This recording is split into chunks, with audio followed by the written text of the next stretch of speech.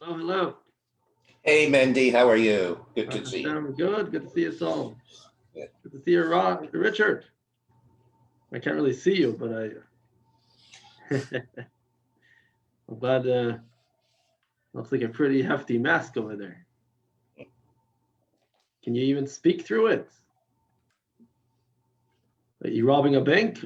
Should we be a little quieter? All right, not just joking around. Well, look at that. Sunglasses in Montreal. We're headed for better times. Thank God. All righty. Okay. We're live on Facebook. I got a few comments yesterday that when I go back and forth like this, it's hard to hear me. So I put my I seatbelted myself in over here. So I'm gonna try to stay just like this. I'm gonna work on getting my microphone, my headphones back, so that I can move around and you can still hear me. But I'm gonna try my best. So if I start moving too much, just give me a kick. Send me a kick. All right. Let's begin. 12 o'clock. Let's start today's Chumash. Today we actually bridge the gap. We go from the first of the two parshas to the second. Always the fourth aliyah, actually, which gets the honor of connecting the two parshas. So on this very special day of the 26th of Adar, let me share the screen with you for today's Chumash.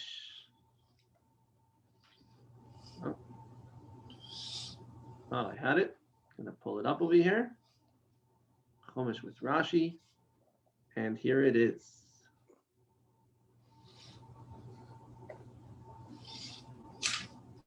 Here.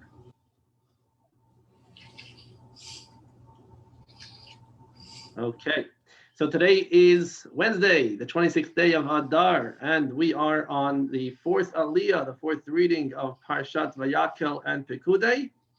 Welcome to Herschel. Herschel is with us. Hello, hello. Good to see you. And today we are finishing Vayakel with the last few items of the Mishkan. Oh, two more people are joining us here. Let's welcome them. Let's welcome them as well. Admit all. All right. Hello to everybody that joins us on Facebook. And we have Davida and Libar with us. Welcome, welcome. Okay, so we're going to move on to the last few articles of the Mishkan, and then we're going to start the next parsha of Parshat Pekudei, which really is going to get us into the countdown of every piece of gold, silver, copper, etc., and we'll see how it was used in the Mishkan.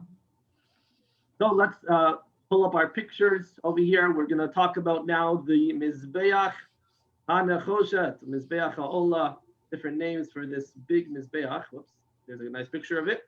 The big altar where they sacrificed the Olah. That's why it was called Mizbeach HaOlah. They sacrificed the animals.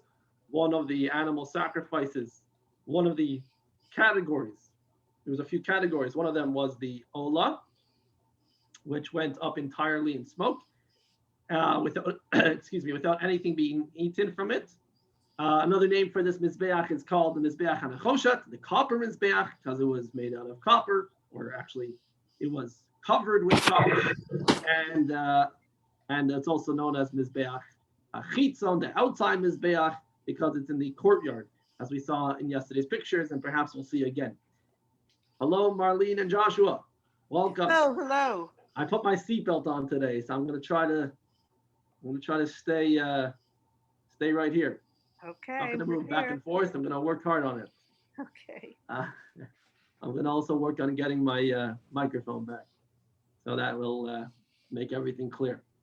Okay, so this is the Mizbeach. Let's remember that this actual altar, which is the first item that we're talking about today, is two separate pieces. There's the actual altar, which is this square kind of piece, And then there's the ramp, which was a separate piece, which was just used as kind of a way to go up and down. So what we're going to discuss, like we discussed in the previous parsha, is pretty much this piece over here. We're going to break it apart and dissect it and see all the different parts of it, as we'll see in these pictures here. Here, this is just this piece, built the ramp. We see that there's different parts to it. Let's look at the verses and come back to the pictures if need. So this actual mizbeach ha'olah, again for the sacrifice, or the olah sacrifice, was made out of shittim wood. It was a square of 5 by 5 cubits, but its height was only 3 cubits tall. But as Rashi pointed out, as it's debated in the Talmud, but the final consensus is primarily that it was 3 amos higher than this ledge over here, this fancy band that went around it, this fancy belt, if you will. In total, it was actually 10 cubits tall, so quite tall, about 15 feet tall. Vayas karnoisam, verse 2. We go on. Remember, there's very little Rashis in these parshas, so let's we just go through the verses. Vayas karnoisav al arba pinoisav. He made its protrusions, its horns on the 4 corners. They were also covered in copper. These are the horns on the 4 corners. Verse number 3. Now he makes all the vessels that have to go along with the package deal. When you buy your altar in IKEA, they better make sure to send along all these pieces too. What do you have to have? Es hasiros, ves hayoim, ves hamizrakos, es hamizlagos, ves hamachtos. Let's see what those are in the pictures. These are all different pieces. Oh, people are joining us here. Let's see the picture of the kalim. Here it is. Hello, Karen. Welcome. We have the pots. Okay, so here you have the pots. You have the shovels. That's the shovels, the flesh hooks, the bowls, and the fire pans.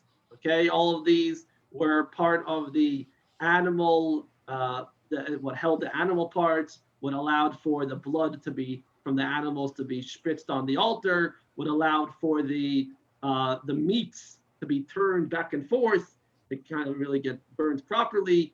Also a way of getting coals. There was a whole pile of coals where they had to sometimes get to the bottom of the coals to get the real heat going, as well as clearing off the top of the altar had to happen every once in a while to make room for another pile of coals or to take off the ash. So all of these were used in different ways on the altar on a daily or more not daily necessarily, but in a common usage. Was there a question? Yeah. Yes, sir. Is it only animal sacrifices done there? No. Good question. The incense altar that we spoke about yesterday only was for incense, and that's where we'll speak about the story of Aaron's sons, which is in 3 weeks' time. Was a problem there. But this altar was not just used for animals. There was also what's called the mincha. We'll talk about all these in detail next week. And in 2 weeks, we have the flour and oil mixture, pancake. What else was there? Yeah, pretty much that's it. Or we'll learn more about, but not just animals. Welcome, Abigail. Hello. Okay, let's move on to verse number. So let's see. So we're making all these klei hamizbeach. So we talked about the pots, the shovels, the sprinkling basins, the flesh hooks, and the fire pans. We saw all those pictures. They were all made out of copper. Now we go to verse 4, where we go back to our picture. We're going to talk about that netting, which is tachas karkubai melmata ad chetzyon. So in this verse, we're talking about the 2 middle pieces. Oops, not that picture. This picture here. Let's go back to our zoomed in picture of the altar. Here it is. We have the two parts over here. That's the zoomed in, a little bit higher. You have zoomed out a little bit. You had on the upper layer was a more of a beauty belt of sorts. It had different pictures of flowers and knitted put onto it, so that was on the upper ledge, and then under that, where actually it met halfway, the halfway point of the altar, was more of a knitting, something of knitting, a net, like your window screen kind of thing, at least in my imagination. Okay, so that's what we're looking at. That was made in verse 4, and as we'll see, that the rings are going to be attached to this net, and the poles are put into those rings. Let's see that in verse 5. The 4 rings are cast on onto the 4 corners of this copper netting, and they housed the poles. The poles themselves were made out of wood, covered in copper. Verse 7, he puts the poles into the rings, to carry them. Each one was on the side of the altar. And finally, the actual totality of the altar was that it was a hollow inside. You notice there's no roof on top, there's no cover. It was made in such a way where it was just a hollow wood in pieces from all 4 sides, but the middle would be filled with earth, and actually the top would just be a mound of earth that went all the way to the bottom, and that's what they put the wood on and sacrificed it in the Mishkan. So there you have it. Alrighty, that's that for the Mizbeach. I'll just show you again the full Mizbeach with the ramp, which we don't talk about here. There you have it. So this is actually how it looked.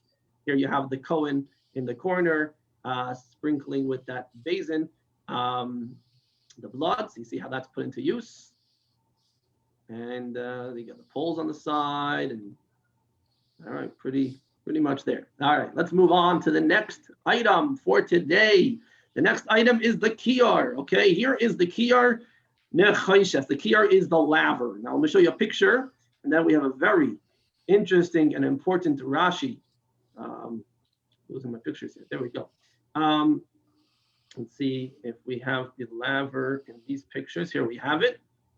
Quite a simple picture, and there's other pictures which make it look a little bit more lavish, but this is what we have here. A big urn with 2 taps, and they were to wash the Kohen's hands and feet together. They would actually put their hands on their feet, and the 2 lavers are simply there to allow 2 Kohanim to wash at a time. In fact, the Mishnah states that later, when there was a need for more faucets, they actually added 12 in total, or 12 on each side, and so more faucets were added, so it's more just of a convenience thing. Okay, so that's what we're going to talk about. The laver was put on top of this base, so it's 2 different pieces. All right, again, if you in other pictures you might see more of a lavish picture. Here it's pretty plain. All right, it is what it is. Vayasis hakiyar nechayshes. Oh wow. People joining us on the go. So we have Tim with us. Hello, Tim. And Aliyah is with us. Hello. Fantastic. All right. Welcome back. Thank you. Nice to be back. All righty. So we're talking about the Kiyar Nechayshes here in verse 8, the copper laver. Base Kandi Nechayshes and copper base. Okay, so we saw the picture of that just now. Now, here's the scoop. Now, you might think that copper is being used in many things. We just talked about the altar, which was covered in copper. We know that copper was one of the first 3 materials, which oh wow, all right. Sorry, I'm letting people in. There we go. Copper was one of the first 3 materials which was used in the Mizbeach. In the donations, we have gold, silver, and copper. However, here when it comes to the Kiyar, when it comes to the laver, The regular copper was not to be used for this laver. I'm using the word laver simply out of lack of a better word. If anybody has a better word for me, please let me know. I call it kier. Hello, Jerry. Nice to see you. All right, Jerry, stick around actually for what we spoke about last night is in today's Rashi. So I thought about you when I looked at it. So stick around. Well, hopefully we'll get to it. It is a little bit of a longer portion today, but I'm on speed dial over here. All right. So what exactly, which copper was going to make this laver? Here. So the answer is b'marois hatzoivos, with the mirrors of the women, which were soivos. It says here the legions, but it means those that piled up at the door. Asher tzavu pesach elmai. As it says over here, the women that piled up literally to bring their mirrors to use in the Mishkan. Now Rashi tells us what happened over here. Quite a fascinating tale. What I'm going to do is simply translate the Rashi for you. You can read it on the English over here, and I'll leave it with everyone's. I'll let you all swallow it the way it says. So it goes like this: the daughters of Israel had mirrors. I mean, can't be, with all due respect, mirrors are, as the nice Israel, every woman had a mirror. Okay, that's what it says. What do they do with the mirrors? When they're beautifying themselves, they look in the mirror. But they wouldn't stop. That wouldn't stop them, even though they needed it. That wouldn't stop them from bringing it to donate them to the Mishkan. Now Moshe was not comfortable with accepting these mirrors to be part of the Mishkan. Why? Moshe said, mirrors, they are made for the evil inclination. God told Moshe, Kabel. God says, no, accept them. Because these mirrors are the most precious thing to me, more than anything else. I mean, we're talking about the Mishkan, which we know is the most precious thing to God. That's why it's repeating itself and over again. And above and beyond the Mishkan are the mirrors which the women wanted to donate. Why? Why are they so precious to God? Because through the mirrors, as Rashi will tell us in detail, through the mirrors, the women succeeded to raise generations of children in Egypt. So Rashi explains, when their husbands were hard at work, toiling hard with the back-breaking labor, which we're involved in now as we prepare for Pesach. The women would bring food and drink to their husbands in the fields.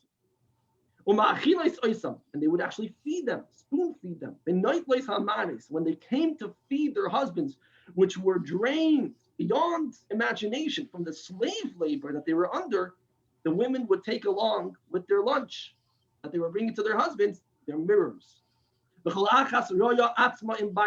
Each one in a private setting with just their husband would show herself in the mirror together with her husband, and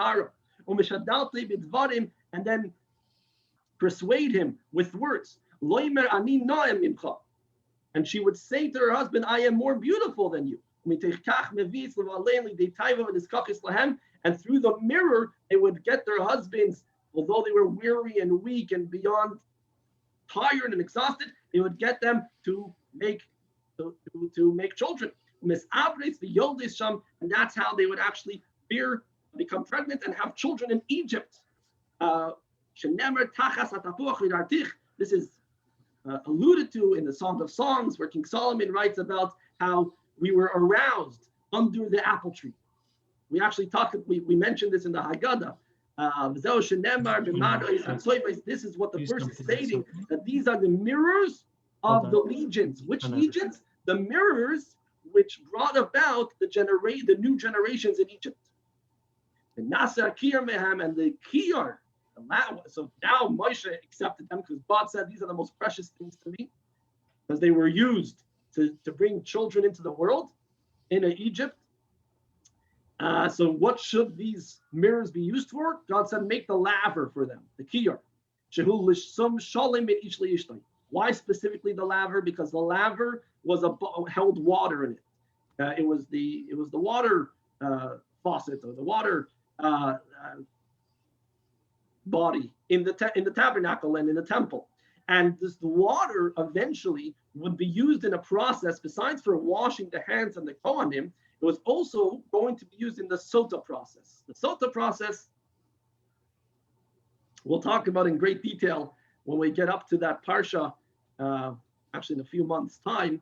But let's just put in as little details as possible here so we don't get carried away. The idea is that there sometimes was a case, as Rashi points out, where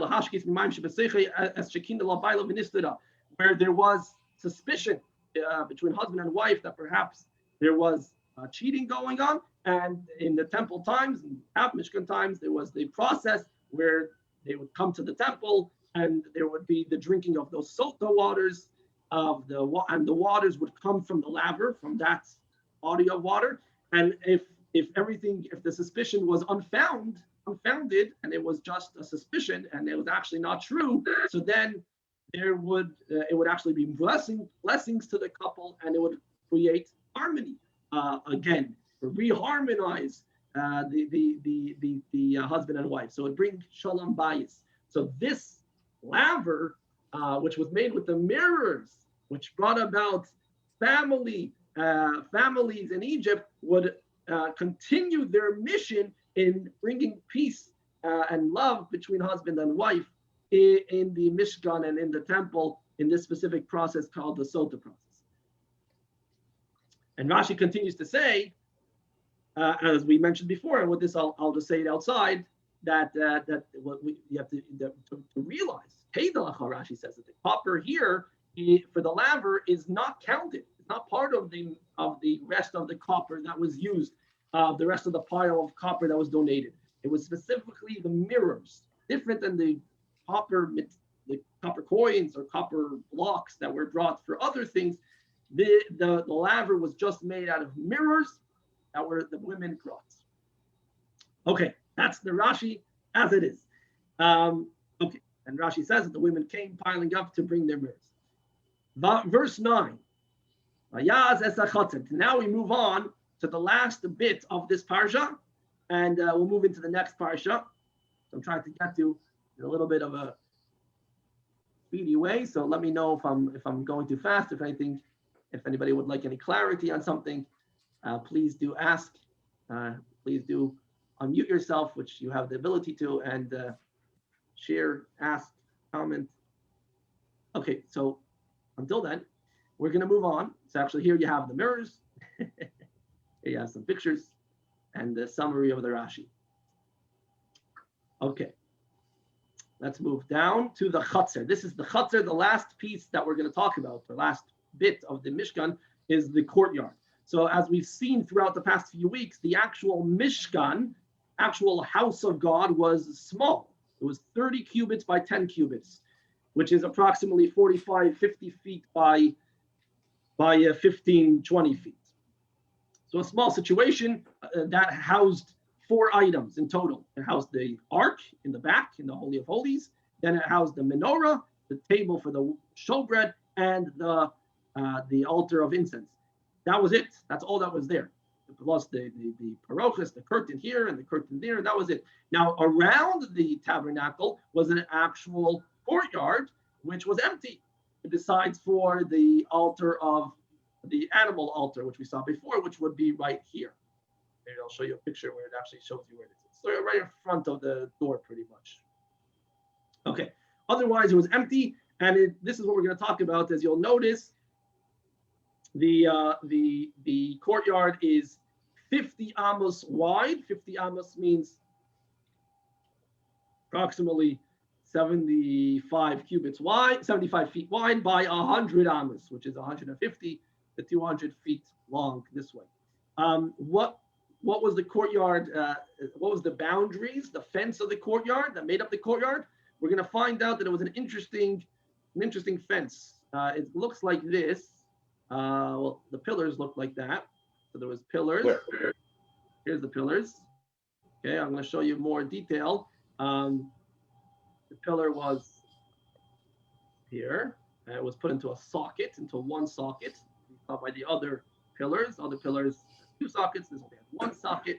We'll see it was a little bit decorated, and then the way it's going to look in is like this. Let me show you a little bit. Let's see if there's better pictures here. All right, we'll have to stick to these pictures just for time.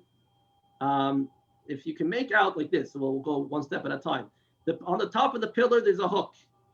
Okay, on the hook, there was a ring. This is the ring, upper ring. The ring was attached to this block of wood. Okay, this was going to be what holds up the netting, which made up the fence. So here you see there was a net curtain. If you can tell apart the netting from the block of wood, and you can imagine that block of wood with the ring hanging on the hook from the pillar. So this netting goes all the way down to the floor. Okay. Hope that's clear to some extent. If you could just imagine, that's what's going on around all over here, is the netting going all the way down. And that's pretty much what made up the walls of the courtyard. In the front over here, you'll notice that the entrance into the courtyard was a gap in the actual wall, but the wall. But there was another piece of the wall of the netting held up by 4 pillars, a few feet, 10 amos farther, but that allowed for people to come in like from the 2 sides. Little social distancing there. All right. Okay, let's move on into the Chumash, and we'll see those details there. Perhaps I can pull up some better pictures, but let's leave it for that. Now, verse 9. So you're making the courtyard. How do you make the courtyard? Going down the south side, you're going to have 100 amos of twisted fine linen hanging downwards. Those 100 amos, that netting was held up with 20 pillars, which were held by 20 sockets, all of copper. But the hooks were made out of silver, and the band, meaning there was that decoration that went around the pillars, that was made out of silver as well. So just to show, again, we're going down the south side here. That's going to be 100 amos. 100 amos is being held up by 20 pillars. So that means there's about 5 cubits in between each pillar. So it was spaced out. So 20 pillars in total. And as we see in the picture on the bottom over here, this is our pillar with these silver bands around, silver decoration around, and the hook itself is going to be made out of silver as well. Here's some twisted linen over there, I guess. And here's the hook. All right, let's go on. No, yeah, sell your comments as well. That's the wrong one. Okay, here it goes. Verse 11. Now on the opposite side, the north side, you have 100 amos as well. Same amount, 20 pillars and 20 sockets of copper. The hooks and their decorations of silver. Now we go to the back side of the courtyard, the western side, which is behind the Holy of Holies, quite a distance behind, but 20 amos behind. Just to make it clear that if you split the actual courtyard 50-50, right, the entire length is 100 cubits. The 50th, the halfway point is where the entrance to the actual tabernacle is. So the actual tabernacle is in the back 50 cubits of the courtyard. And if the actual tabernacle is 30 cubits long, that means you have 20 cubits of a backyard, basically. 30 plus 20 is 50. That's the last 50 of the 100, the second half of the courtyard. Okay. V'lafas Yam, verse 12, we have the western side, Kloim Chamishim Ba'ama. Here you're going to have only 50 amos. Amudei Masada. Then for 50 cubits, all you need is 10 pillars. Abnei Masada with 10 sockets. And the hooks and the bands, the decoration around the was around the pillars were also silver. The eastern side, which is the front side, is going to be 50 amos in total. And we're going to break it up now to see how the wall was actually made. So as verse 14 says, now the entirety of the eastern front side is 50 cubits. But the actual parts which have kla'im is the name for the netting curtain sort of wall, that was 15 amos on the shoulder. So this is 15 cubits on this shoulder. And then we're going to have 15 cubits on the other shoulder. So 15 plus 15 is 30. Then the rest of the 20 cubits are going to be 10 cubits distance further down the road to make up the middle piece, giving way for people to walk in on both sides, as you see in the picture. Verse 14 continues, and with Dayam Shloisha, how many pillars held up 15 cubits of Kla'im? What's the math?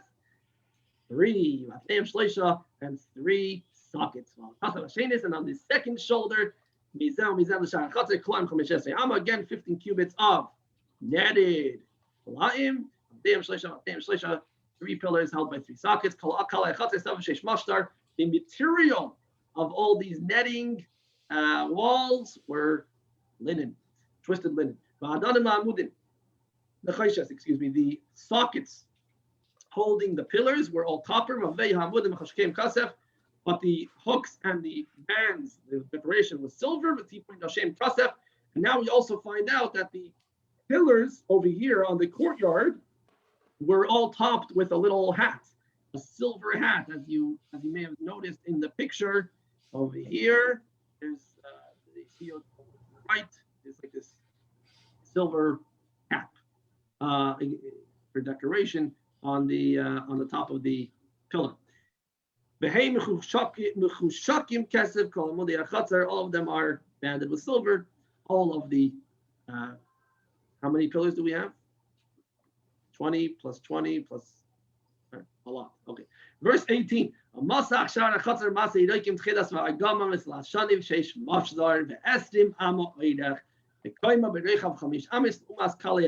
this verse is telling us about this piece, the front piece over here, which is again the middle piece of the eastern front side, which gets itself a distance from the rest of the wall. That's going to be 10 amos long.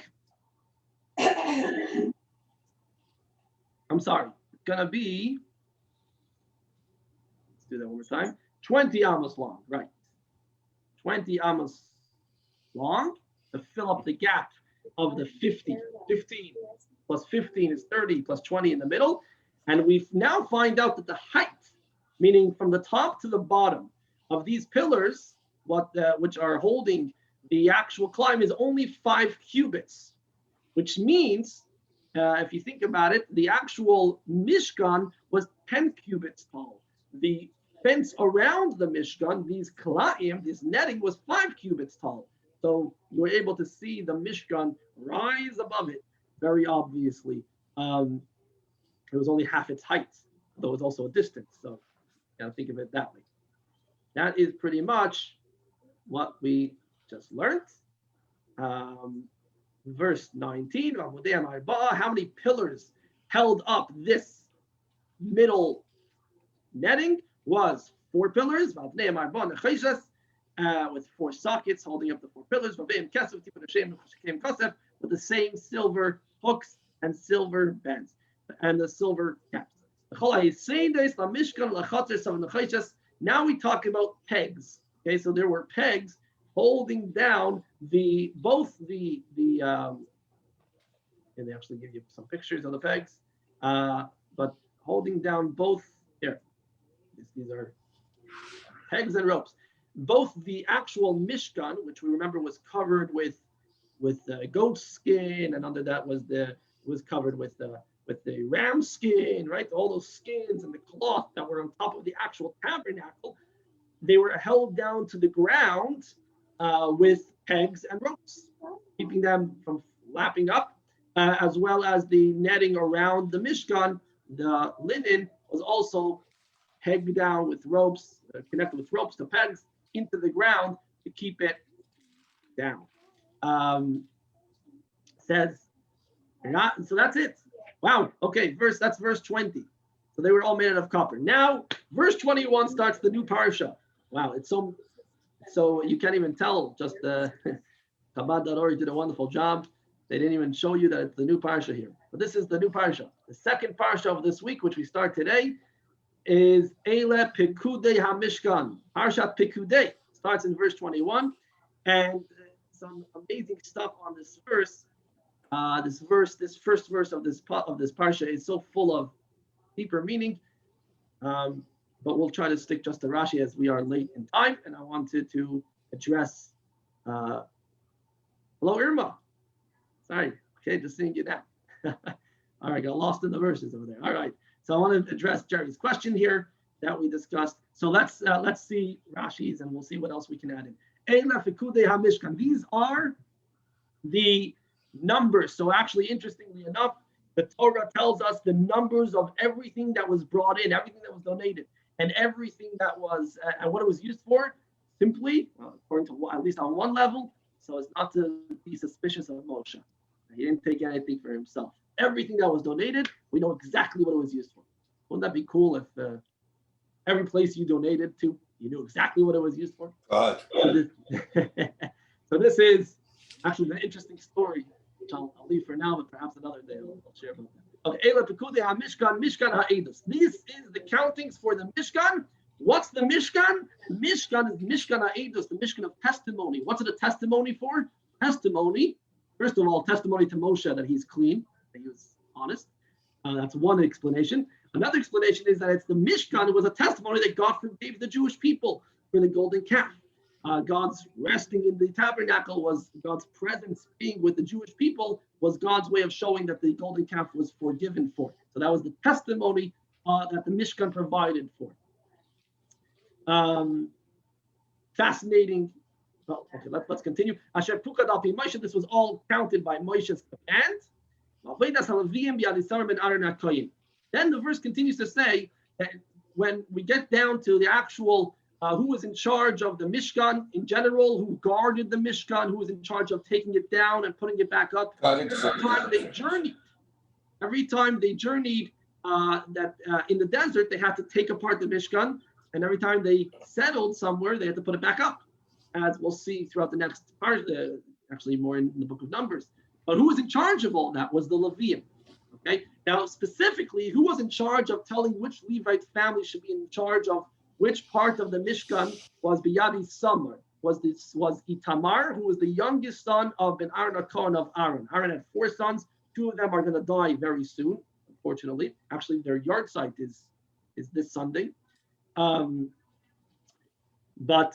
his 2 younger sons, Elazar and Itamar, will live for a long time. And Itamar is the youngest. He's the one that's in charge of the Levite families that were in charge of the walls of the Mishkan, not so much the actual vessels of the Mishkan. The vessels, which is like a higher degree of holiness, are going to be given in the hands under the charge of a specific family of the Levites under the charge of the older son, Elazar. Okay, so Rashi says like this. First of all, we're going to count everything as we said. And Rashi points out something fascinating. The verse says, Eila Pikudei HaMishkan, Mishkan. Does it twice. Okay, so you could read it technically that it makes sense. It doesn't really, it's not a grammatical issue, but it does give us a hint that there's something going on. And Rashi says like this. The word Mishkan shares the same word in Hebrew as Mashkon. Same letters. Mashkon is collateral. And God was hinting to the fact that my presence will be with you as long as you keep your moral standing, your holy standing. But when not, then I will leave. My presence will be hiding, and that will be manifested or expressed by the destruction of the tabernacle, the destruction of the 2 temples. More the temples are being hinted to over here. And that will happen twice. Mishkan will happen twice. That the temple will be destroyed. But God says they're not destroyed forever. They're just being taken as collateral. And I'm going to hold on to them. A mashkon, which is hinted to in the word mishkan. I'm taking them as collateral. When you pay up your debts, when you do teshuvah, I'll give them back to you. That's the hinted to by the 2 times Mishkan, and actually the Balaturim points out that the actual numerical value of the word Mishkan, you do the numerical value, the second word, which is just Mishkan, is 340 plus 20 is 360 plus 50 is 410. 410 is Mishkan. The first temple stood for 410 years. This first word, Ha-Mishkan, which has an extra Hey, which gives it an extra 5, which is going to be now 415. Then you add the 5 letters of the word, Hey, Mem, Shin, Kaf, Nun, are another 5, so 420. That's the amount of years that the second temple stood. 420 years into and these two words over here, all the way back then in the desert. Fascinating. Says Rashi, what we pointed out before. Okay, pretty much pointed out. Let's move on. Verse 22. Here it is. Betzalel ben Uri, who was given who was in charge of the building and putting together the Mishkan in the first place. Master artist behind it all was Betzalel, the son of Uri ben Hor Lamata Yehuda, from the tribe of Yehuda. Asa Iskal Shetiva Hashem Es Moshe. He did, look closely at the words, all that God commanded Moshe. Okay, so he had an into what God told Moshe. Now, normally you would have said all that, Moshe told him what God had told him, almost like Betzalel is on the third step. But here it sounds like Betzalel had an in to what God had told Moshe. And this is where, Jerry, this is the Rashi. What happens is like this. Rashi points out that Betzalel knew something that even Moshe didn't tell him, but was what God wanted. What was it? When Moshe commanded Betzalel to make the Mishkan, he told him first make the vessels, then make the walls and the roofing. Betzalel told him, look, the way of the world is at first you make the house and then you make the vessels. You don't make the vessels and then make the house. First you make the house, then you make the vessels. So Moshe said, you're right. That's actually what God told me. That's the order God told me. And he said it's hinted to in your name. Betzalel means you're in the shade of God. Meaning you have an in. You know what God wanted. This is for sure what God said. And therefore, when it was actually made, as we saw in the last parsha, by Yaakov, we first talked about the making of the walls, of the roofing, and then we got into the actual vessels, which is the opposite order of how it's discussed in Teruma, which is first we learned about the vessels, then we learned about the walls, the roofing of the walls. Okay, a few minutes left over here. The Itai, together with Betzalel, you have a Haliyah, Ben Achisamach Lamatidan, Charash v'Chayshev. They were the master craftsmen and master weavers, different ways of embroidering pictures or the form of animals on the curtains, V'Roikim. And then there's also the way that they engraved the letters on the wooden pieces or on the gems. And they worked with bluish wool and purplish wool, shani, reddish wool, with linen. So they were in charge, but they had all these different artists, talented people under them. Kol hadab. So now we have a tally of the gold, we have a tally of the silver, and we have a tally of the copper as well. Pretty much that's going to be the end of today's Chumash. I guess we have 2 or 3 minutes left, so we will continue and see where we get to. Kol hazahav ve'asay la'melacha v'chol melachas hakodesh. All of the gold altogether. How much was it? There was teisha ve'esen kikar, 29 kikar. V'shvam ve'ois v'shloishim shekel v'shekel hakodesh. I'll actually share with you. I won't get through the actual verses in Rashi, but I want to share with you the amount in English. I found a great place which tells us the amount in English would be, with this will finish. I have it here. All of the gold is going to be a total of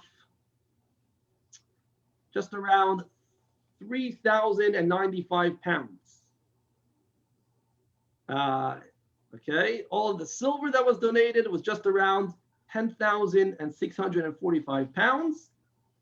And then we talk about all of the copper that was donated. Oh, doesn't say here. All right, we'll have to leave it at that. Anyways, that's pretty much the end of today's Chumash, with a little bit more detail as to the amount. And that's it. So So thank you so much for joining me here today. And we'll see you, please God, tomorrow as we continue our count of the Mishkan. Shkoyach. All right. Nice to see you, Jerry. Hey. All the best. Thank you. Thank Sure. All the best, everybody. Thank Thank you so you. much. Bye. Thank you. Welcome. Bye-bye. All right, folks. We continue with the Haggadah. Let's just get organized here. Thank you for joining. Hey, Saul. Good to have Hi. you. Tim. Hi. Tim. Good to see you. And Aliyah, Irma's with us. Jerry. Oh, Richard. Abigail, Karen, Denise, and Linda. Beautiful. Okay. Give me one moment. We're also going to go on to Clubhouse. So we have from Clubhouse people joining us. Oh, all right. Look at that. Vilma's already there. Brian, welcome. Let's, okay, folks. So we are on 3 formats over here, 3 platforms: Zoom, Facebook, and Clubhouse. So this is a very exciting to be able to put everything together. Oh, Shani, are you that from South Africa? Wow. Okay, beautiful. Okay, thank you for joining. Great. We can see the sun is shining there still. Okay. Wonderful. So we are getting ready for Passover, for Pesach, pandemic and all. We are not going to let that get us down. We are going to have an amazing experience. You know why? Does anybody know why? Anybody with stab a reason at it? Why we're going to have an amazing Pesach? Because it falls on Shabbos? It's actually Motzei Shabbos. Erev Shabbos. Erev Pesach is on Shabbos, but Pesach itself, the first Seder is Saturday night. Good, but good try there. You know why we're going to have an amazing Pesach? Amazing Seder? Liberators. Sorry? Because Hashem say so. Oh, very good. Aliyah, thank you. All right. You're privy to things but you're saying the absolute truth. You know why? Just because we've decided we're going to have an amazing Pesach. That's what's going to make it amazing. If we decide otherwise, then it'll be otherwise. So we need to make the resolve. We need to have the joy of going into the holiday.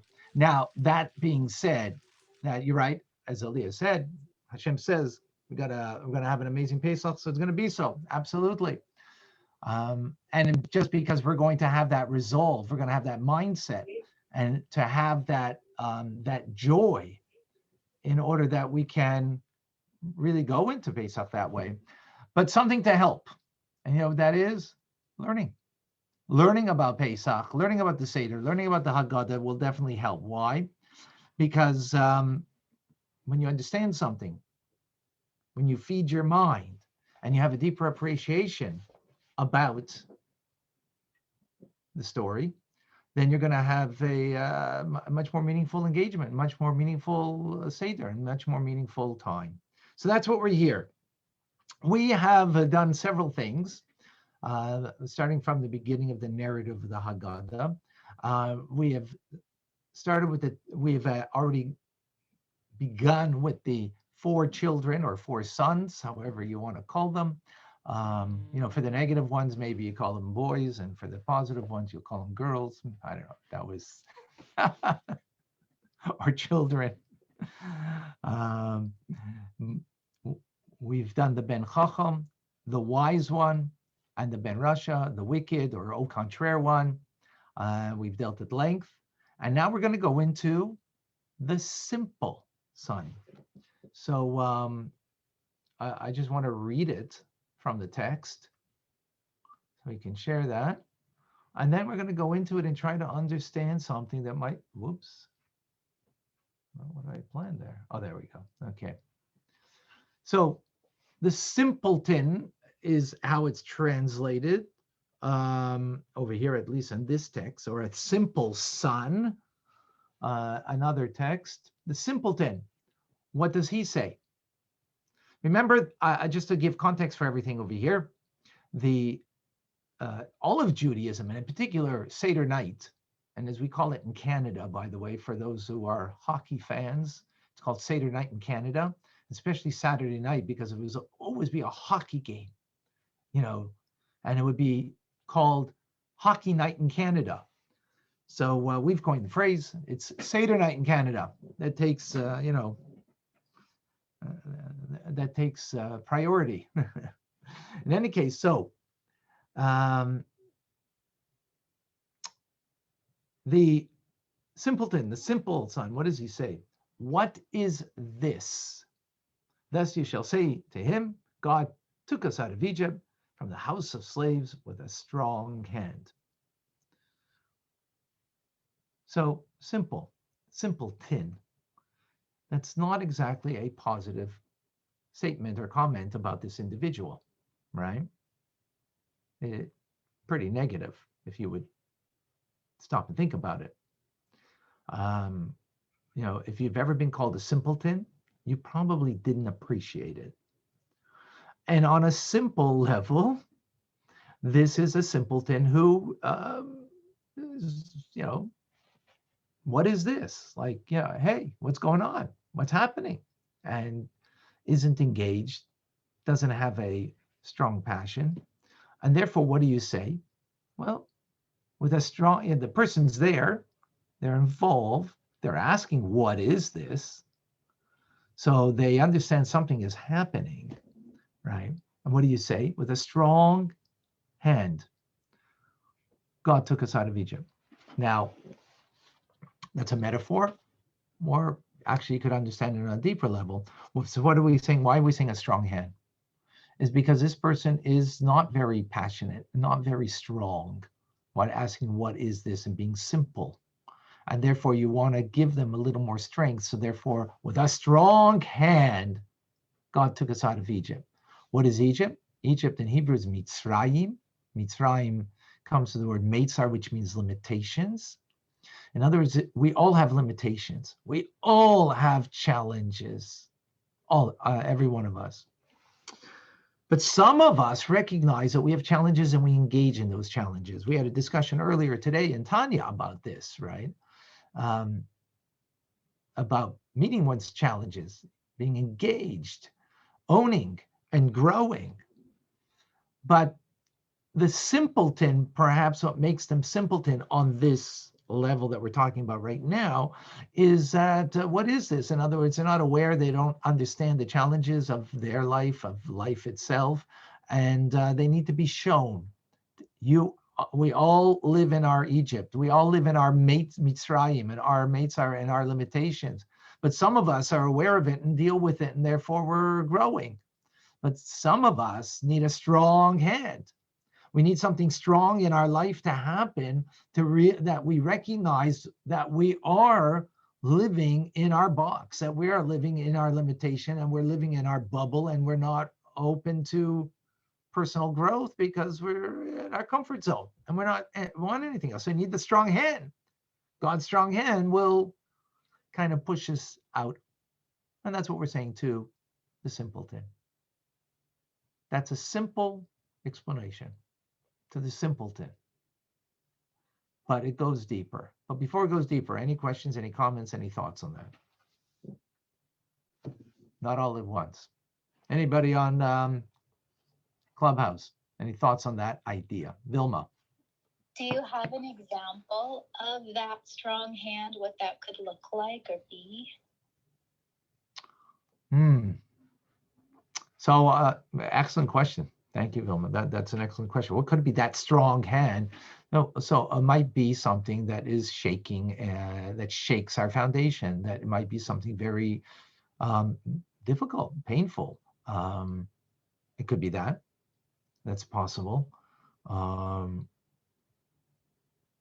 That's what a strong hand, as opposed to as opposed to an outstretched hand. What's the difference? By the way, you know, when we use the term hand, I just want to give a little context to this. I heard this from my friend, Rabbi Manis Friedman. His grandchild was once playing with a doll, and the arm of the doll broke off. So he said to her, to his granddaughter, "Oh, you must be very sad, you know." So she laughs. She says, "No, it's only a plastic arm. You know, it's not real." Oh, that's true. And then he thinks to himself, and my arm, it's not plastic, but is it real? I mean, it could, you know, it could be, you know, limited. We can have, you know, challenges with our arm that we can't use our arm, you know, appropriately or fully. So is my arm truly an arm? Or is we call God as he has an arm? Maybe he's the one who has a real arm. The difference is his arm isn't physical. It's not physical of flesh and bones and sinews and ligaments, right? So it's not that. Well, it's also not, and it's not plastic like the doll's arm. So what makes my arm real? You know, it could be incapacitated and it's not truly real. So an arm means that you can reach out, right? That's what an arm is meant for. So an arm is to be able to reach out to another. So a doll has an arm so you can play doll, right? We have an arm, right? Can reach out, but sometimes it can be incapacitated and we don't have the, you know, our arm hurts and we can't reach out with our arm, right? But does it take away from the concept of an arm? No. So who has the real arm is God. We have a facsimile of his arm. He has a true arm because he's always reaching out to us. He's always reaching out to us. So he has the real arm. We have a facsimile, and the doll has a facsimile of our arm. Oh, that's a different way to look at an arm, right? Okay, so when we speak about God's arm now, there's an outstretched arm, is a term that's used when we were in Egypt. God took us out with an outstretched arm, and that is an act of loving kindness. Like you reach very far to a person that's distant and you bring them out from sinking in quicksand. Whoa, that's really an outstretched arm, right? That you got that person out of the quicksand and before it was too late. That's a real kindness. And God does that for us in our lives. He did it when we were in Egypt, right? The last moment, if he didn't do that, you know, we would have sunk. We're on the 49th level of impurities, finito, right? But here it doesn't say outstretched arm. Here it says a strong arm. Strong arm means over here that there's a power, a strength that can be jolting. It's not an act of kindness. It's an act, not an act of chesed, which is kindness, the right arm, but it's an act of gvura of the left arm. It's an act of power. That power can sometimes be something that is hard to take, difficult, right? So it could be that God is sending our way something that is powerful, something that is strong-handed, right? Like being strong-handed by someone. It can be that, and it can be jolting us. Now, we shouldn't make a mistake and think that that jolt was in order to harm us. No, that jolt was in order to bring us out of our dormancy, out of our, you know, complacency, out of our apathy. By the, you know, the difference between complacency and ignorance? I don't know, and I don't care.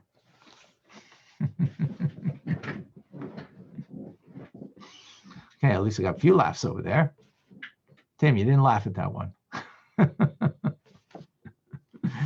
All right. So sometimes if we get something happening to us that it is a jolt. The jolt is in order to get us out of that complacency, out of that ignorance, out of that bubble that we're in order that we can grow and we can get out of our Egypt, out of our limitation. Is that, Vilma, does that? Yes, that makes sense because a lot of the times we don't see difficulties, struggles, or painful experiences as coming from God, as like an awakening of. Right. Yeah. Yeah, exactly. Thank you for sharing that. We often don't, right? So, and when we know that it is, so then we try to take the message from it. But yeah, sometimes, just the pain and the inconvenience is what we're focused on. Exactly. But I want to share with you now actually a deeper understanding of the simpleton. The simpleton ain't so simple, because simple is not actually negative. It's not actually, it's not a negative thing, being simple. Can anybody share with me why would simple not be negative and maybe a very positive thing? Shani, Um, go ahead. but I say something, Rabbi. Sure. I think to be simple is to be clear of mind and open to anything new, to be ready to learn Very good. without opinions already opinions formed, to be totally there with a clean slate. Oh, excellent. Thank you. That was excellent. That was very good. Very good. Anybody want to add to that, share something else, another thought on that? So let me add to what Shani said.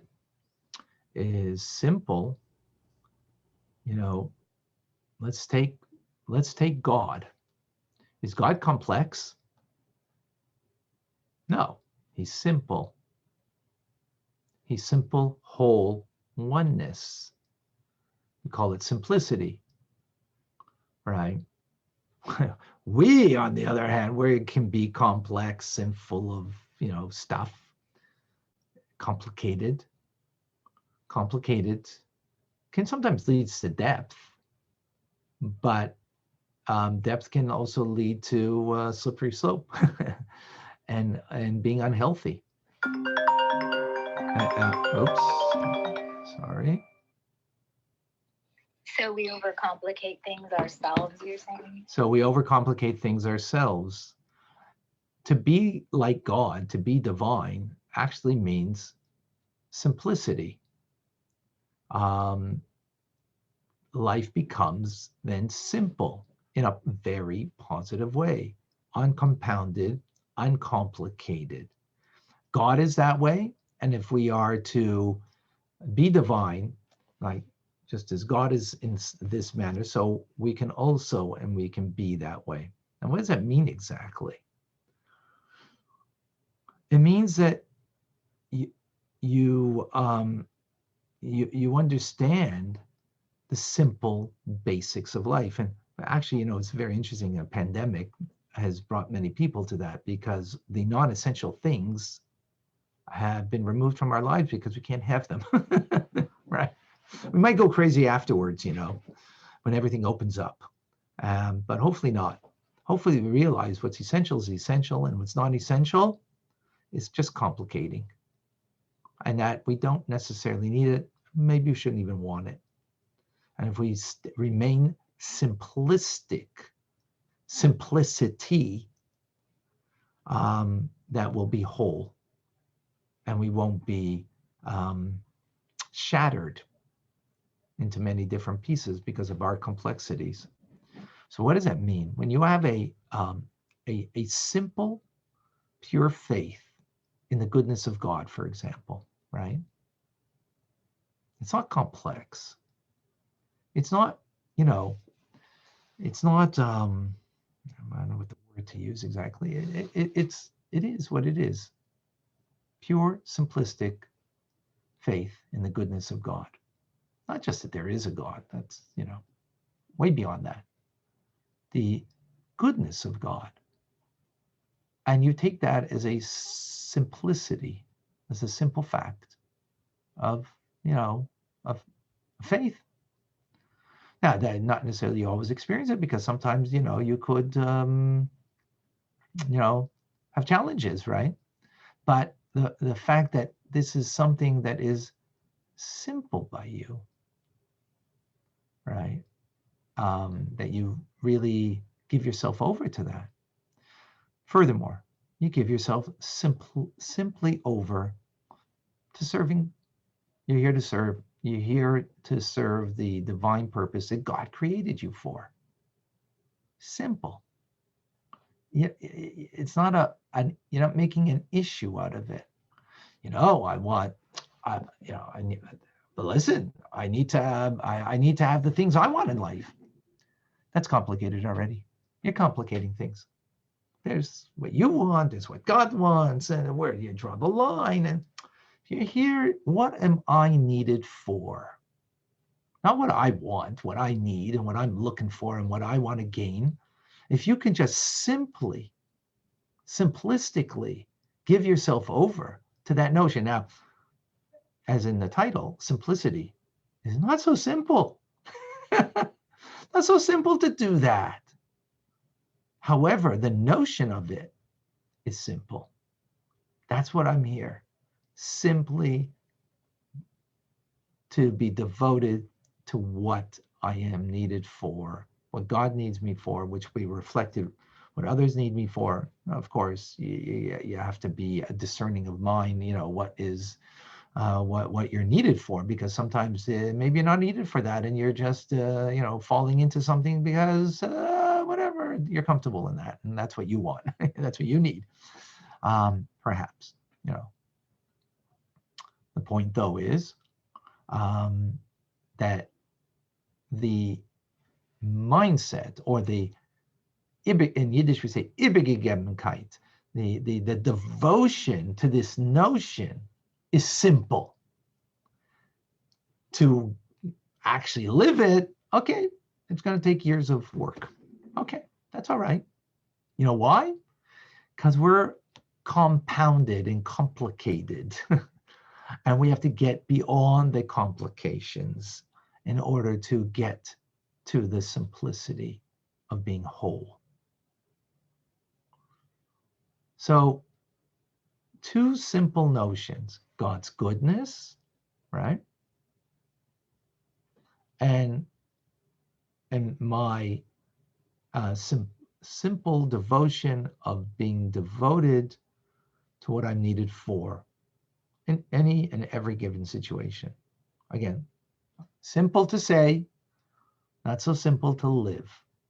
But the notion of it, that we can, understand it, appreciate it, and try to live by that, that we can get, and day by day we can see that growth in that direction, or I don't know, week by week, or whatever it is, we can see our growth as a result.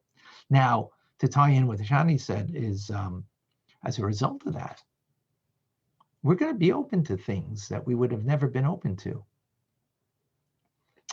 Because why are we not open to things in life is because we live in our bubble, in our Egypt, in our limitation, and, in our comfort zone. And therefore, we're not open to certain things. And when we have this in our lives, we'll be much more open to other people, all different types of people. We have to learn from them, grow from them. We'll be able to truly connect to every event and circumstance, because, hey, there's a goodness here, and there is a thing that I'm needed for over here. Very simple. That's really simple. Oh, there's a goodness here. Now, it might be covered over totally, the goodness, by the way. A real nasty person or a nasty situation you're dealing with, right? Fine, but if you have that simplicity, then there's that goodness. Well, you're going to kind of seek out that goodness, or try to find it, uncover it in some way in that circumstance. Now, that doesn't mean to deny the challenges of others. We're not talking about people's challenges, and to be there and to be empathetic and to assist them. We're talking about you and how you are engaging, how you're responding for yourself, not for someone else. It's not for someone else, right? It's for you. that we're talking about, right? And how you are perceiving. At the same time, you might be perceiving this. Another person is like, whoa, they're like they're in pain. They can't take this. It's too challenging. It's too difficult. Could you imagine that you could be able to deal with that at the same time you have your simplicity and you are perfectly okay with this, and you can still focus on their pain and challenge, even though for you it's not. Same incident, same event, same person that is, whatever, doing something that's not maybe a-okay, but you have a simplicity here. And you can be there for them. That's, not so simple, but it comes from simplicity. Because simplicity, complicated means, there's this here and that there, and everything has, its piece. And simplicity means that it's all one whole. It's not, it's one whole that we are being and connecting to. In that whole, well, there's something good there, and there's something I'm needed for in that moment. Again, what it is, we're not getting into that because that's already in therapy. In Tanya therapy, we have to deal with that another time. But the simplicity over here is this mindset, this attitude, this way of being, which is a phenomenal, amazing way. Any questions or thoughts or comments on this, Shani?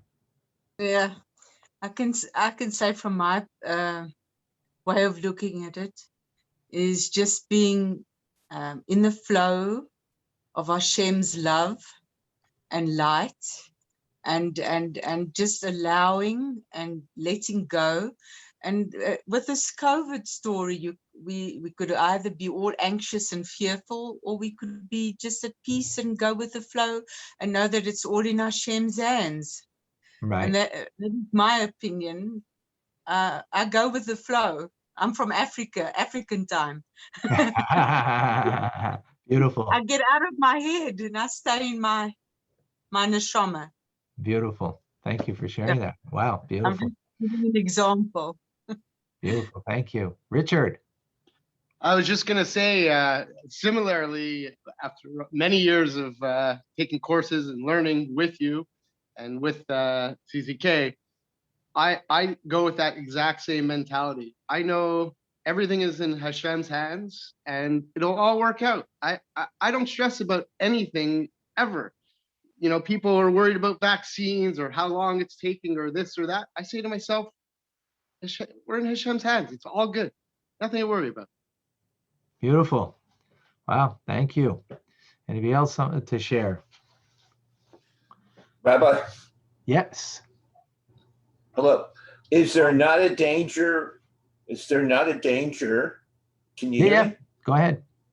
Okay. Is there not a danger to rely too much on Hashem and not do it yourself? Excellent, Saul. Thank you for that question.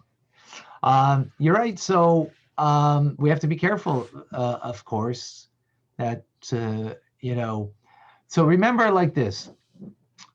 I made 2 points about simplicity, right? What were the 2 points? Who could repeat it? The goodness of Hashem, and basically What is I'm my needed purpose? for.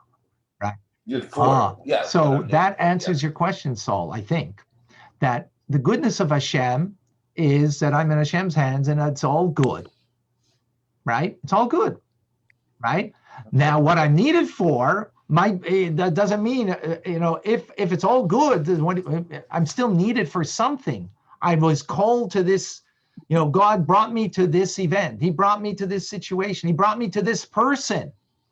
So obviously he brought me for a purpose, and therefore I'm needed for something. So you got to figure that out, what it is. Means not to sit back. Just because it's good doesn't mean you sit back, right? It means you have to do something. Again, what that doing is, we're not discussing, because that could be from one extreme to another extreme based on what the circumstance, who the person is, and so many factors. But that the attitude, though, is I am needed for something. Otherwise, I wouldn't have been brought to this situation. So obviously, I need to respond some way, somehow. How am I responding is the difference. I'm not responding on what I want to get from this situation. That can be complicated, because what do I want to get? Well, I might want to get this, that, and that. I'm responding, what am I needed for? That's a very simplistic response, but yet very real, and taking ownership of the situation and not just saying, sit back, it's all good. Does that answer your question? Yeah, to a certain extent. I have to think about it. Let it digest. Thank you. Thank you. But that was an excellent question, Saul, and I really appreciate the question. A very important one. Yeah. Very good.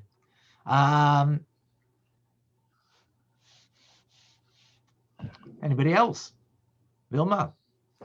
Anybody else? I just realized online. Do you have anybody?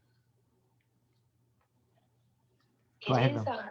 It is beautiful. It's a beautiful attitude to have, because it is simple, but it is also about responsibility and how we respond.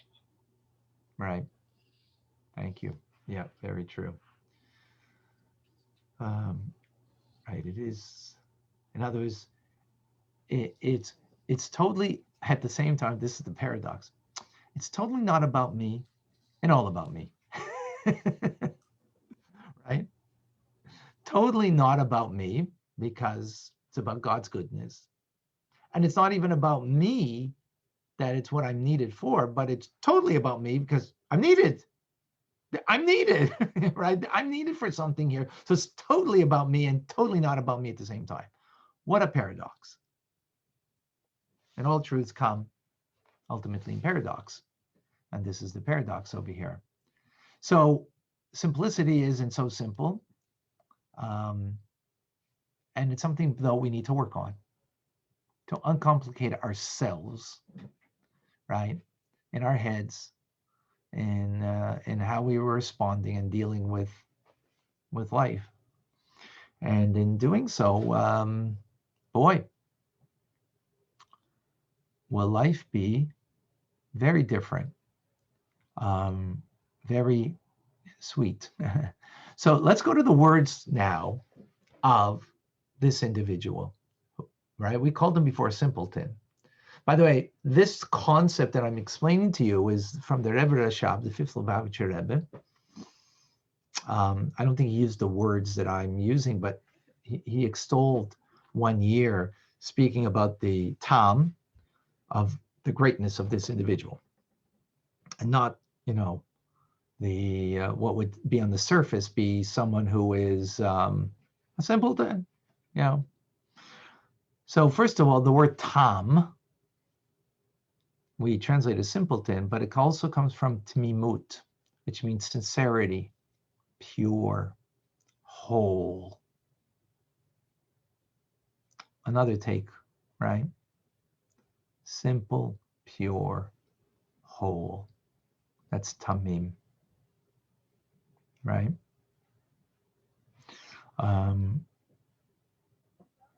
The word is used by Noah, ish tamim, that he was a whole and pure soul. The word tamim is actually the name of the Chabad yeshiva, Taimchei Tmimim, supporting the tam, the simplicity, that the teachings here are ultimately to bring us to that simplicity, the simplicity of God, through the simplicity of our being connected to God.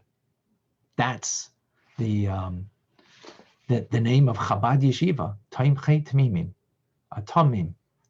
That is, someone who's learned in the yeshiva, meaning that they come to this kind of advancement through all of the studies of Chabad teachings to come to this level of this simplicity.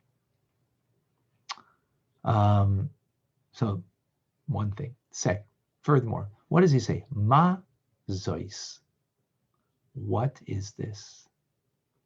So on a simple level is like, what's going on here? What is this? On a deeper level is what is this? Meaning, what is this? What is it? Rather than what's its value? What's its consequential, the result of it? It's not asking what the result of all of this is. What's the, he's not asking the meaning of it, asking what is it? In other words, he's asking an essential question. When you're asking of something, so what is it? When you're telling me all this, what's the word?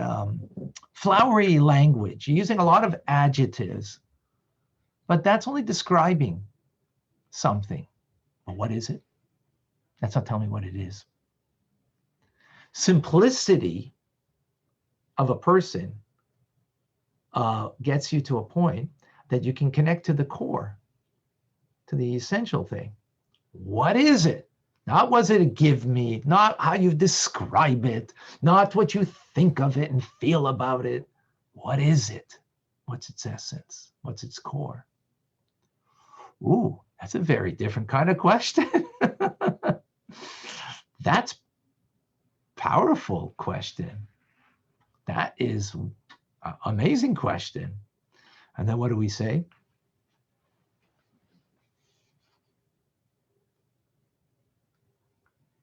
With a strong hand, God brought us out of Egypt, from the house of bondage.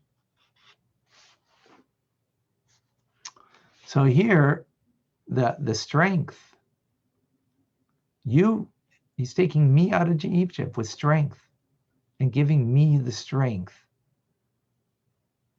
in a positive way, because even this simplicity also has, we're human, and therefore we all have our limitations. We all have the box that we live in, the comfort zone. And here, what is it? It's about going above and beyond. Wherever you're at, it's wonderful. Strive for more. God gives you that strength, and you can do it. That's what it is. That's what it is. That, we got it. We have the capability. We have the strength. We got it all. God has given it to us. Just take it and run. Amazing and beautiful. Any questions, any thoughts, any comments?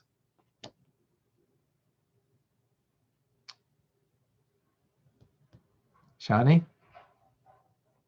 Richard? Aliyah, anybody? Saul? Irma? Katie? Oh, Is Katie. it Omet, Rav? Sorry? The word Omet comes to my mind. You just get this Omet from Strength. Hashem, Right. and Hashem pushes us into a position that we can't go around problems, we have to go through problems. So we get the Omet. The strength. Actually, as the father of the Rebbe Rashab, the Rebbe Marash, Reb Shmuel would say, the world says that when you have an obstacle, try to go under or around it. I say go from the outset, jump over it. And that will be able to have the strength to be able to jump over all of the obstacles. Exactly. Very good. Thank you. Jerry, please share with us. So good to see you. Oh my gosh. Wow. I just thought when you said Tomchei Tmimim, there was an amazing thing to learn. Amazing. Like I don't really have much to add other than when I heard that, I go, wow. Because you think Tamimi means quiet, means unassuming, whatever. It's right. Rather simpleton. than positive, right? Rather than it's a really positive where you want to go to. Right. Where you pass the first level Also, and you're all the way. Whole, you're complete. You're a purity is a simplicity. Right? Because it's interesting when in the Russia says mazot lachem, and the Tam says mazot. Like it's almost identical. It's almost identical. What's really Right. said, and yet one is completely brandished, I guess the word for it, and the Tam is viewed in a really positive Well, way. but so Jerry, what we just explained is very true. It's very positive, but make note of the fact that that is not the normal explanation. The normal explanation is that Tom is a simpleton, right? That's the normal explanation. This is a much more deeper and profounder. It's not what you're going to normally hear. Like if you're going to go to any Seder, you're going to hear the regular understanding, because that is indeed, the simple way, or the pshat, shall we say.